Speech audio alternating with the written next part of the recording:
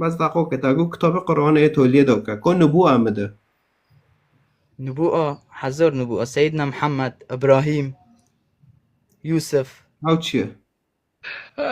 وقي نبوءة أنا مثلا ما كان فانا نبوه هذا خوزه مطار تيكي پیغمبر نبوه آمده نبوءة چه نبوءة غازي برقص كتاب حر حرفك نبوه سر کتاب قرآن آمده بس حر حرفك شي قرآن ده نا قيش النبوءة يعني تنظر معنى سن نبوه چیه؟ قيش النبوءة يعني تنظر معنى سن نبوه چیه هنا تواتيش بر دين عرب و دفاع نا دين عربة ودينا نا دين عربة ودينا دين اسلام دبي علا نزلنا كتابة بعربية علا تعقلون دبي مع عربي قيشو شو اقول تكهنو جعن ميكا بتاعت قيشو شاول دو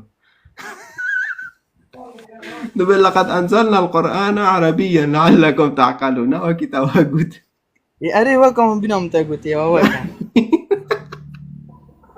تو فقوري خديه تو تي عام دفاع دك ما جول بغير خود ملوان دانكن چه تره تمام